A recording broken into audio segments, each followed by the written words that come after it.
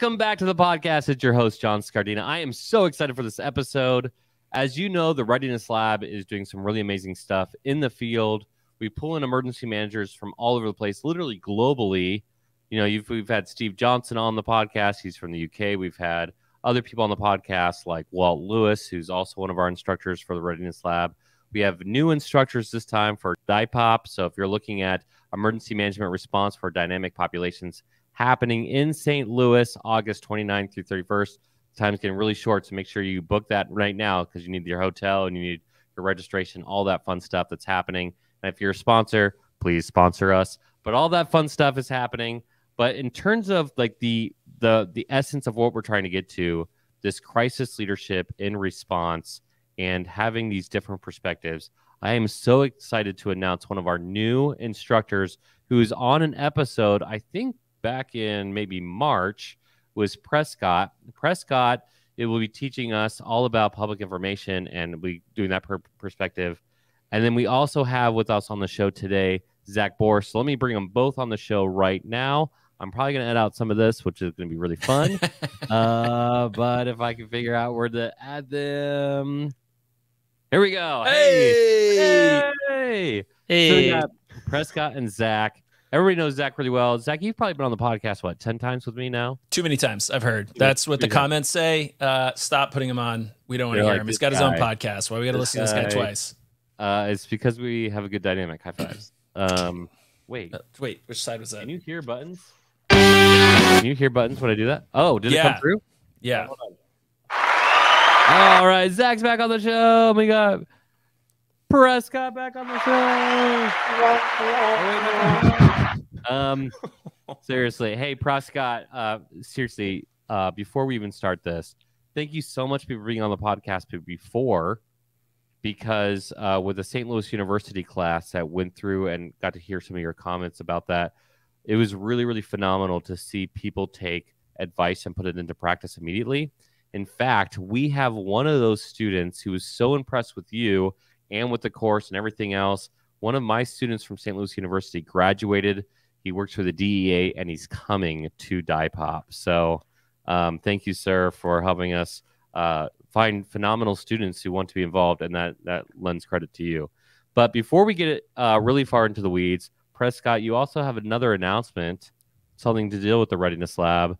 Breaking news. Breaking news. There we go. More of that.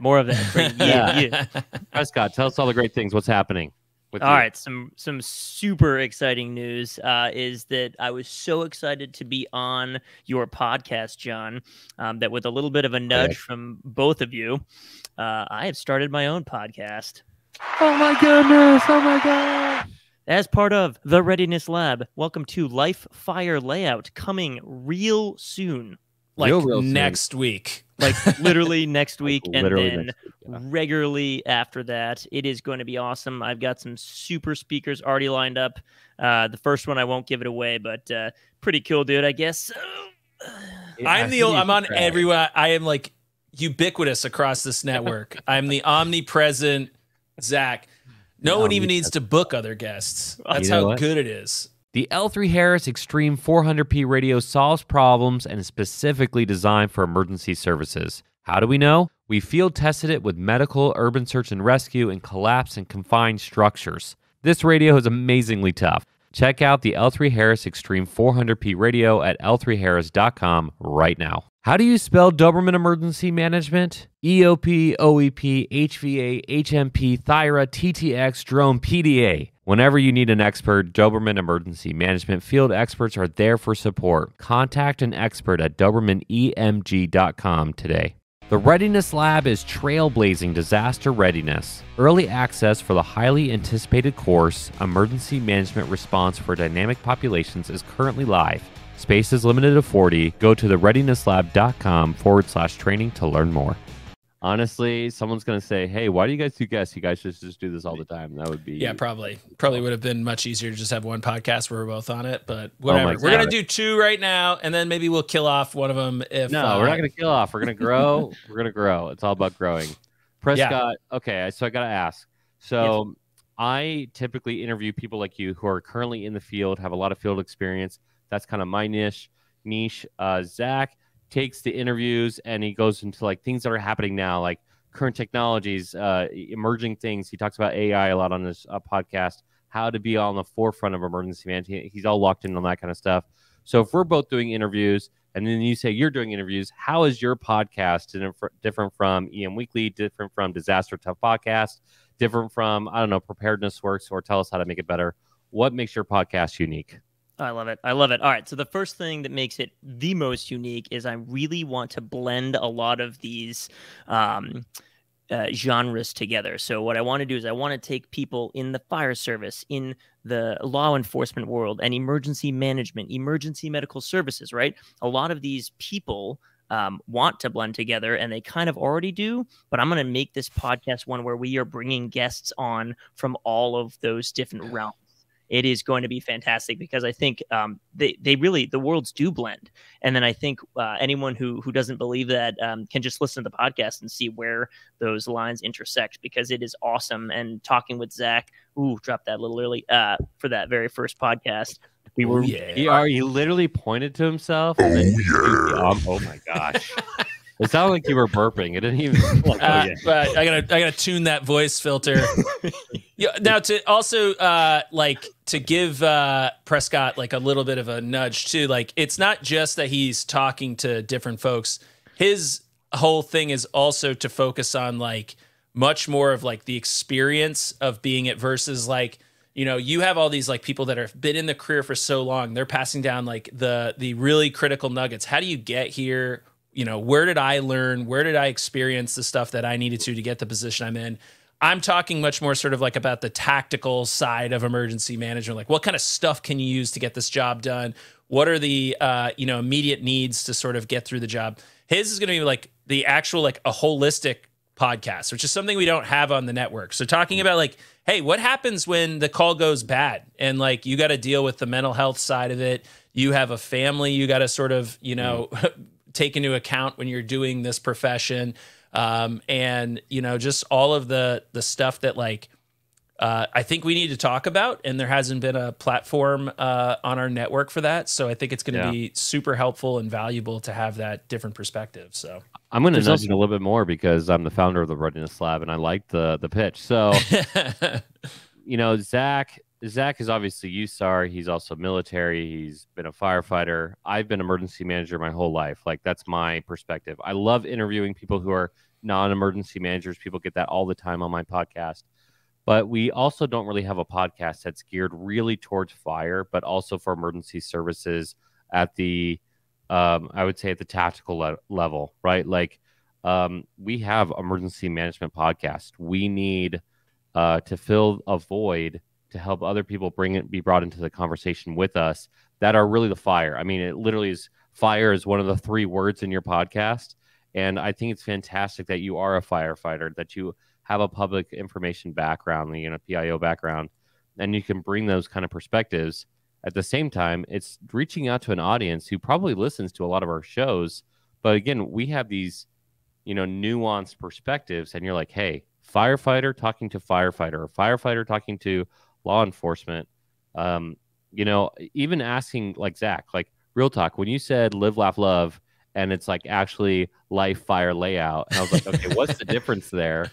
And he was like, hey, like here are these 3 basic tenets that firefighters look at when they come up to a fire, right? They look for the life first, then they figure out where the fire's at, and they figure out the layout of the building. And then like to pull that out contextually and to say like, hey, we're going to look at life like that, like the life experience like that. I thought that was a phenomenal pitch, honestly. And you had a pretty good interview with your podcast before with me. So I'm sorry that it's going to start off so poorly with your first guest, but it's going to be only uphill from there, which is pretty great.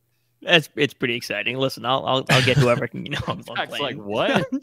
Okay, I'm joking. Yeah, hey, now to be fair, hold on. Before Zach says that, a real talk. Everybody knows I love Zach. He's a genius, phenomenal, intelligent, leader in the field. He will never call himself this, but it's totally true. Thought leader, a great friend, confidant, the whole deal. So never pick on Zach or I'll beat you up. All right. Yeah. For the audio only folks, I was crying there. So that's why I had to say that. Well, I don't like picking on my own people. And I realized they made this joke and I was like, I can't do that. I am very self-deprecating. It is totally fine. I am human garbage and I get it. No. Well, so I look like a pyro now.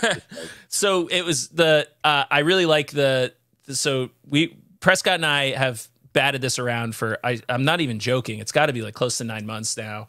And guy just will not commit. And so we finally, probably like 3 months ago, Prescott's like, dude, meet me at the diner. We're going to like hammer through this.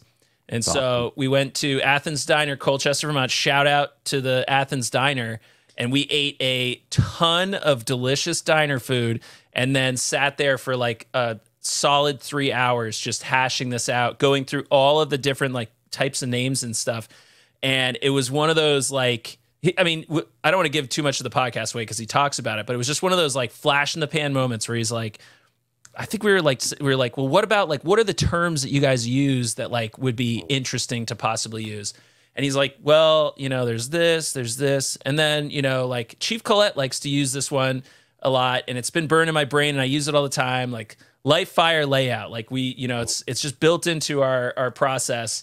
And, I was like, oh, like that sounds kind of cool. I was like, weren't we literally just sort of talking about that? Like life, like you want to talk about your personal life and like the stuff you're dealing with, you know, the fire, like that's like the seed of the fire, right? Like you're going to get into it. You're going to talk about like some really in-depth conversation about something and then layout, just like talking about how you do all this stuff. Like, how do you configure your life, you know, to be able to manage all this? It was like such a like cool, like, like that's like, you know, I mean, this is probably blowing it up a little bit out of proportion, but it's like one of those moments when like, you know, the Nike swoosh, right? Like you see it and you're like, oh, this is something. There's something here. So I think it's cool. And it's just going to be very different from the other podcasts. And it is like, I think an area where we have a lot of like those, you know, first responders that listen on the periphery to our podcasts and are interested in it. But like being able to have sort of, you know, the credibility and credentialing of like a fire department PIO makes sense. Yeah, so, absolutely. Yeah. One of the things that gets me super geared up about where we're headed here with this is the fact that very selfishly, and I'm sure John and Zach, both of you can attest to the fact that there is, when you invite people on to your shows, you'll learn a ton from them. And so the selfish nature of life, fire, and layout is that the people I'm going to bring on are folks that, you know, either I have known, I've worked with, I've experienced, or even if I don't have that direct connection, I want to learn something from them and hopefully have that. It won't be hopefully, it'll definitely be any of the listeners will hopefully pick some stuff up from them. One of the big tenets that I want folks to leave each of the podcasts with is, what are you going to do tomorrow? And that will be the question that probably will end each one of my podcasts is, what are you going to do tomorrow with the information that you garnered, you know, today or something along those lines? Because that's the stuff that when I was growing up in the fire service, man, if I could redo like 15 years ago, if I could redo it, I probably wouldn't redo a ton of stuff, frankly, because it's been an awesome ride. But what I would redo is I would drop a lot more knowledge, and I would, you know, which now I have the privilege, thanks to the Readiness Lab, John Scardina, Zach Borst, of being able to do. It's like the theme song for this. Yeah, I'm also very, you know, one of the things about the fire service in particular is it's pretty insular, and it's like a fairly new thing to sort of have, like these public speakers. You know, fire department coffee has gone a long way to sort of like build this like influencer sphere of, you know, fire department personnel. But like Vermont is a small state. You know, I went up through first time he's never admitted that. Yeah. Sorry. Physically, emotionally, in a lot of different ways. And it's funny, like there's so many people in this state like that, just like, you know, forget. So like if Prescott didn't want to leave the area code, you know, there's a ton of leaders that I think just having someone who's willing to sort of step out and be like, hey, like I'll be your voice. You know, I really hope like getting Peter Lynch on your podcast would be amazing. That dude changed my life. Like the whole reason I'm in public safety was because he made it so fun and so interesting. And so just getting like the perspective of these like really, really important and cool leaders that otherwise you wouldn't hear from. Because like emergency managers like are speakers, right? Like that's like our first job, communicate. Like that is above almost every other responsibility. Communicate, network, like you have to sort of do that inherently in the job. And then first responders, it's like almost you keep it tight, right? Like you don't leave the family. Like if you have a problem or anything, you take care of it at the firehouse. If you have like thoughts or ideas, you keep it in the firehouse. And I was a loudmouth in the fire department, and so they always stuck me as like PIO. I'd run social media, all that stuff. But like, there's still like sort of this culture of like, you know, like, is it okay to talk about it? So I think having the more opportunities, more podcasts to sort of like get those folks out there, and then highlight those leaders. Like, there's great. We have tons of emergency management leaders that are awesome, but like all these like cool fire chiefs and you know, EMS chiefs.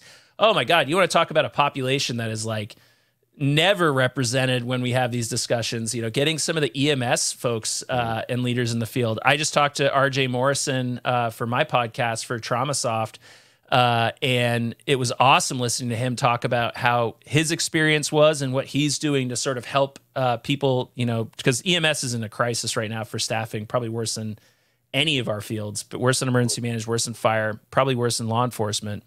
And so like, you know, getting that perspective out there, and because we all are like the same family. Emergency managers always kind of feel like we're like the second cousins that show up to like the family reunion every once in a while.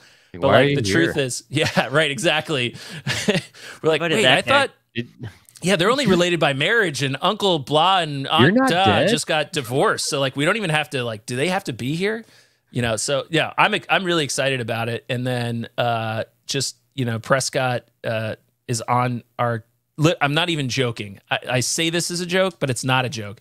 He is on every news channel in the state almost every day. If something happens in this state, it's not even. I swear to God, I've been sending stuff to John every time it pops up. I see like an article where Prescott's in there. I'm like, look, here he is. Here he is. I'm like, he's on it again. I can't escape this dude. And so now we're just like fully giving him a platform so he can, even when there's a day where he's off, he could still get his face on video. So that should be your tagline. Even when you're off, you're on. Yeah. I mean, maybe workshop that. Think about that one. Even when you get hey, so I just want to say real talk. It's completely opposite ends of the country. You got Washington, and I have lots of friends from Washington, but they're all weird. I only know a few people from Vermont, but percentage-wise, it's probably pretty high for the state. And everybody I meet from Vermont is amazing. Erica Bordeman was on the show a few times. Zach, you know, number 2 in the company, like obviously like right-hand man. Prescott, you're coming onto the network. And just, oh my gosh, we're going to talk about this ad nauseum. We're just going to like, it's going to be like this whole like thing. We're just like complimenting you like Dean for 20 minutes, Prescott. But seriously, I'm so excited for you to come. And Zach and I get to talk a lot now, but you get to have the entire thing to yourself eventually. And that's pretty exciting too, to like seriously to have somebody who's so great to come onto this network. So, and you can see him in person at Die Pop. Oh, hey, that's even cooler. Hey, you're gonna be here. Hold on. Are you a super fan of Prescott of Life Fire Layout? You can see him in August 29th through 31st in St. Louis, Missouri. Sign up today. St. Louis, Missouri. Zach, my goodness. Yeah, no, yeah, I can't have these buttons. This is first of all, yeah, we have to remove that. Yeah. Can you do the radio version? Can you do a radio one? I need that one. Yep. Yes. Hey, everybody, it's time to go down to St. Louis, Missouri for Prescott Nadu's going to be there at Dynamic Populations. This is the Old Time Radio Show. You just offended all the people in St. Louis for saying Missouri, but you probably brought in the rest of Missouri. Oh, perfect. That's how they say it. Yeah, we're bringing in the Ozarks. No one's thought about the Ozarks. And the steamboats. We want the steamboat captains there. We want all of those folks. But well, it's because we don't like fly a purple flag. Purple. What's the purple flag? No, I don't know what that is. So in FEMA, when we would do like the environmental searches and we were getting out in like the woods to look for people, if the trees were start to be marked with purple, we knew we had to evacuate. Oh, because they were like anti-government. Oh, yes. Okay. Yeah. Yeah, so like the what do they call those? Like the Oh gosh, yeah. We had a issue in the Texas, Louisiana, where it was like unincorporated area. Oh and you'd like travel around. They're like, yeah, don't go over there. Yeah, if you do, there's all of these people in body armor and with rifles who will escort you to talk to them, but they're going to kind of hide because they also don't want to get shot at. But exactly. Yeah. No, I'm very excited. I think it'll be good. So we've had Brad there the last 2 times. Brad's awesome, great PIO, but he was deployed to Guam for the last few months, and so he wasn't sure if he'd be back in time. And so we were like, hey, Prescott, we know you, and you've done this before. You should come down and instruct. And then also, one of the best parts about instructing these classes is like, so on top of good instructors, on top of amazing speakers, every class has been full of like these just cool people who are like experts in their own right, and they all have these very diverse backgrounds, and like it's just so cool to like bring everyone together and then get to hang out. So like we're instructing them through this sort of the specifics of the exercise and the areas that we're trying to like hammer home, the really critical things about dealing with a venue facility, location with dynamic populations, obviously. But then to, have the social times, and then to have the, just to like catch up with these folks and learn about their background and chew the fat and swap war stories and everything. And then at the end, we're all in the room dealing with the major exercise, and each of those people bringing their expertise and what they've learned through the week into it is just like awesome. Like every single time, it's usually like, I don't know, maybe 10 o'clock on the last day when we're like, it's humming. I use that term all the time. Like the machine's humming. Yeah. Like all of a sudden it starts out and everyone's like trying to figure each other out. It's like, summer camp, you just get there and you're like awkwardly staring at each other. And then like one person's like, well, I know how to start a fire. And you're like, cool, you're a fire starter person. Like I want you to be in the, in my cabin, and then we'll hang out. We'll become best friends. And it like happens so fast. Yeah. And it happens so fast. And all of a sudden, like you have this like just functioning group, and we're trying to, challenge them and break them. And now you'll get to do that. And PIO is one of the really important tasks. It's super fun. So I'm excited, and I really can't wait. This year is going to be, or this year, right? This is this is the first one we've done this year. Yeah, this year. Yeah. This will have a lot of, like, we already have, I think it's like almost 3/4 full, if not even higher. More. Yeah. And there is like a lot of heavy hitters that are attending. So I am like really excited, which means, you kind of adjust. We have, of course, like a process for this and everything, but we have an opportunity to like really throw down the gauntlet with some of these folks and push and try to see how they'll be able to address that last day. Plus it's going to be cool. We're going to be at the Cardinals Stadium. Like that's amazing. Busch Stadium, actually, which is pretty cool.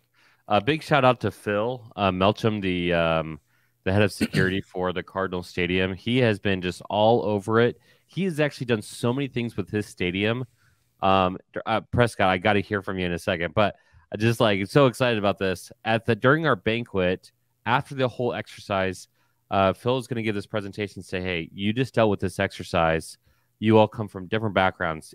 We have the DEA. I mentioned the DEA, right? We have DEA coming. We have FEMA coming. We have DHS coming. We have the British Army coming. We have the UK's National Center for Seaburn coming. We have all these like different like, quote unquote big name organizations, but none of them really are a venue, right? They all deal with dynamic populations in a different way.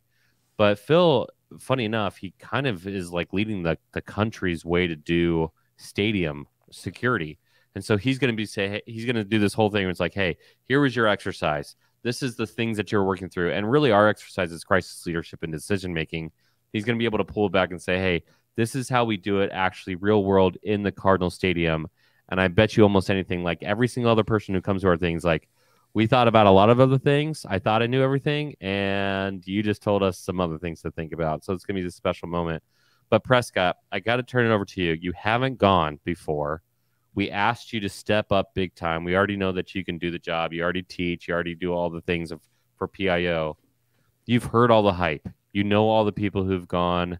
You know the big names. For somebody who hasn't gone before, and especially as a teacher and an instructor, what are the outcomes that you're expecting? And, kind of like, what is your perspective as an instructor? What are you hoping to provide at this training? It's kind of a two-parter, but. Yeah. I think one of the things that I'm expecting to occur is for there to be a level of organized chaos. I think that everything that I've heard and seen, emphasis on the chaos, and every exercise, every functional exercise that I've ever participated in, there is a realization of, oh my gosh, I feel unprepared. Like the exercises I've been to, the people have done that on purpose. They want to put you in an uncomfortable spot. And so I expect that. I expect that there will be a level of a complete lack of comfort, or I shouldn't say a complete lack, other than the chairs apparently from 2 years ago. Or anyway, the chairs were pretty awful. There was the one chairs. Yes. That was, sorry for everyone for those chairs. Didn't mean to bring up a sore subject. But that's fine. Unintended. That was honestly like not the worst thing that happened during that. No, gosh. Yeah. We had an instructor. That's a whole other. Yeah, you should re-listen to that episode. You want to hear actual chaos and dealing with it. But yeah. we digress. Yeah, we digress. But I expect that. And then turn that into the teaching aspect. I expect from that to be the real learning of what it takes to be in crisis leadership. So we can talk on this podcast. You can read a book on crisis leadership. You can do all of these things from afar. But when you are when you're doing it, it is a totally different ballgame. And I speak from experience, both the actual incidents and training. The functional exercises that I've been a part of have been awesome, because at the end of it, you are dead tired, exhausted, but you walk away with so many takeaways. I expect binders, or not binders, but like notepads to be filled up, or people use technology these days, I kind of hope so. Perhaps, maybe not the notepad, but whatever you fill up, it's going to be in here. And so I'm personally excited to see some of that organized chaos ensue, and then what people I really hope take away from at the end. I want to interview you, and put this on your calendar. I want to interview literally the Tuesday after we all get back, because you're talking about past experiences, and you're talking about like the right kind of stress level, and you're talking about going all in and getting exhausted in the right ways. I want to see if this is comparable before, and if you have a different perspective for one way or the other. To be honest, I have a suspicion that you're going to walk out of this and you're going to say something to the effect of, I didn't even know this was possible for emergency management. Like, it's funny, like when the military comes, and other partners come, they've either been like those strategic level tabletops, or they've done this stuff, and they're like, hey, I get to do the full scale. I get to bring, Nashville, I'm going out there in 2 weeks. I'm one of the speakers on a panel. They're bringing out 1,500 soldiers. We don't bring out 1,500 soldiers. Right? We don't literally blow up a stadium, right? But we have designed literally every single minute detail we could possibly think of to make it part of the experience, so that the outcomes that we're trying to get out of people, that is basically, I'm at the point now with the instructors, yourself included, where I know the caliber instructors are so high that I know the outcome is inevitable for every single person who attends. And we have thought about every detail. However, people, I had a colonel say to me, I bring out 1,500 soldiers for an entire week, and I take over a city, and somehow you did that with 40 people in 3 days, and it was somehow more fun and more stressful. That's when I knew that I was like, we're on to something, because like people are like, oh, is it a full scale exercise? No. Is it a tabletop? Not really either. Because it's like 6 functional exercises happening all at the same time that impact each other. And by the way, you switch every hour. Yeah. And so like you never get comfortable. It's really fun. It's like an entire training and exercise cycle in like 3 days. Like you start out with your seminars and your workshops to go over the plans, kind of talk about stuff, see how it's actually going to lay out. Then you're going to go into the, functional-ish exercise / tabletop. Like we're kind of doing tabletops during the days as well to kind of like walk through people through each of the specialized areas. And then it's like, it's one of those things you can see, like sometimes, especially people who are really experienced have come in, and day one, they're kind of like this kind of feels remedial. I'm like relearning stuff. And then at the end of the exercise, they're like, oh, right. Like I actually did not know what I was talking about. And I have enough knowledge in maybe that one specific area where I felt like I did, but like in practice, under stress, we don't. And then we've got radio traffic going on. There's, we had emergency mass notification systems for one of them. Like, and it changes each time, which is kind of cool too. Like we have different vendors that show up. We have different, kind of scenarios that we play out. And so we've had people that have attended both of our last two, and they're like, I actually felt like they were two totally different experiences and got something out of all of them. So, but yeah, it'll be very interesting to see.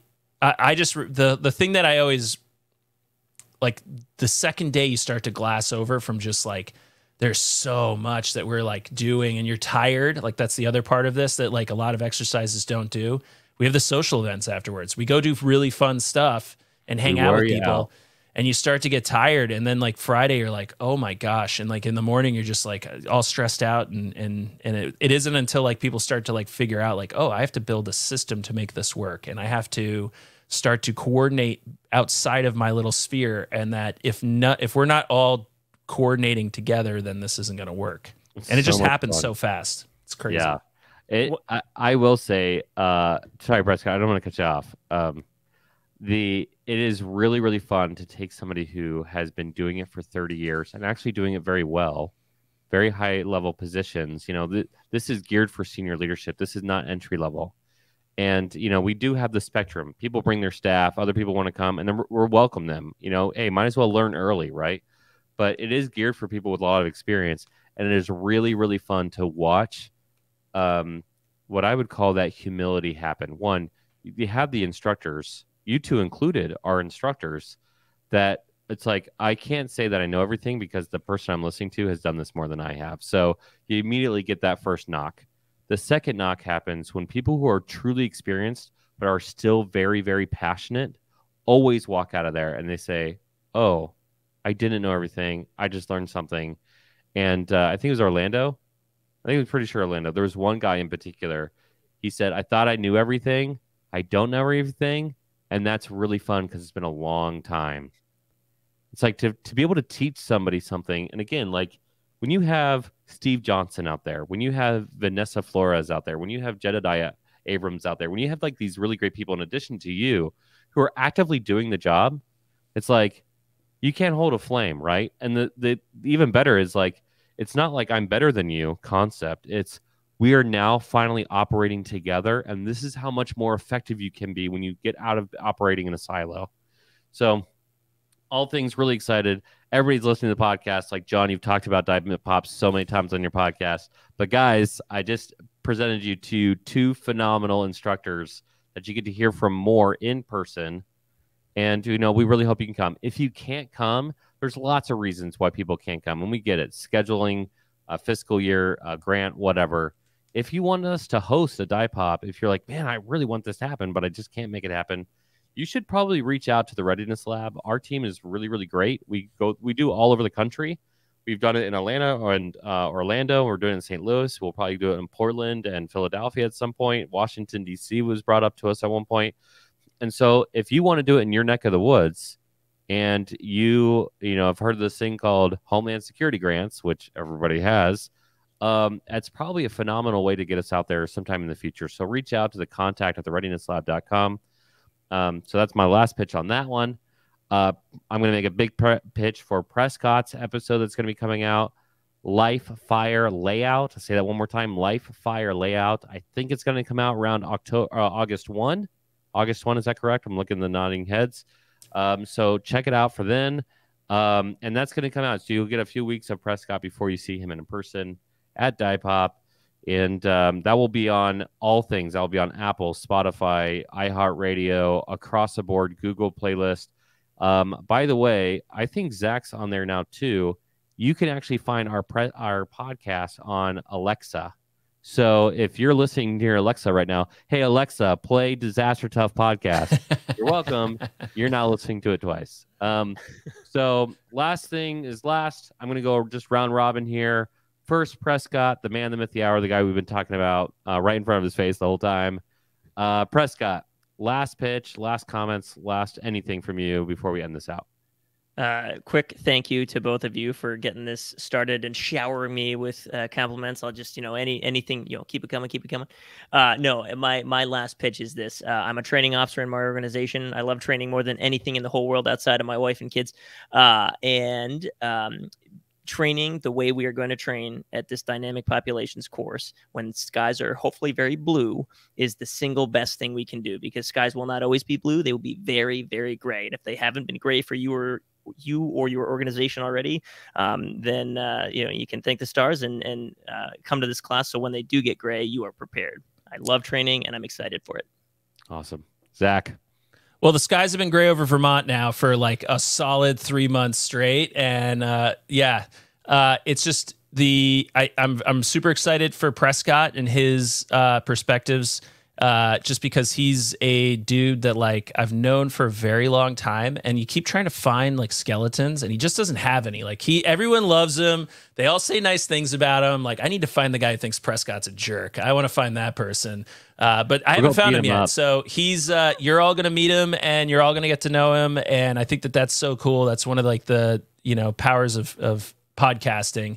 And he's doing what every 30-something guy should be doing, and that's getting a podcast. So congratulations for you for aging into this world. And but yeah, dynamic populations, I can't wait to be there. Tons of cool instructors. I can't wait to see Steve. I can't wait to see Walt. Vanessa's also a first-time instructor. I'm really excited to meet her in person. I talked to her over the internet many, many, many times when we were working with them. It's going to be awesome. Prescott will be there. Jed, the head of global security for Walmart. I mean, these are just such cool people. And then our speakers, Pete Gaynor. Yes. Pete is so awesome. I described it the last time he came and presented. I told him this, and I hope it resonated. It's like I got to play pickup baseball with like Mickey Mantle. Like I showed up to like do the thing, and then like the guy was there, the one who'd been through all of this stuff. And then Joe Hernandez, an absolute USAR legend. Like this guy has been to every disaster that this country has faced for like the last 30 years. And he's speaking of training. This is like one of the best trainers on the planet. This guy is amazing. John Scardina is also presenting. I hear him all the time. Yeah, good speaker. His presentations are always entertaining. But you could, I have to listen to his presentations every day. No, John's presentation will be amazing. It'll be so awesome. So I, can't say enough things. So I'm very excited. This is like another, like we've had these really big steps in the Readiness Lab and Doberman Emergency Management over the last like 6 months, like huge leaps and bounds. And I feel like this is going to be a big one. I don't know why. I don't know what's going to change, but like something feels like this is going to be a big deal. So as they always have been, but it's just like each time it progressively something comes out of it that we weren't prepared for that just like blows us up even more. So I'm very excited. Yeah, and to your credit, Zach, I mean that's really because of you. You've been here from the inception of that. Everything that we're doing, we are meticulous in DIPOP, but I've been meticulous about trying to find amazing people who can work with us long term. And one of the things that I've been thinking about, just for everybody's situational awareness who is listening for this, and kind of that nugget for you that you might be able to take away, maybe a lesson that I've had to learn is that something I've been saying a lot this summer is I can only take up people on high as the mountain as they're willing to climb. And we have worked with a lot of people, and some of those people are not willing to climb that mountain with us. But in order to find those people, we keep on reaching out to people who we hope that are amazing. And Prescott, between Zach knowing you for so long and you've coming onto my podcast and helping out my students, and like the fact that you're so mission focused, it's like I know this guy is going to climb really high on the mountain with us, and I hope all the way.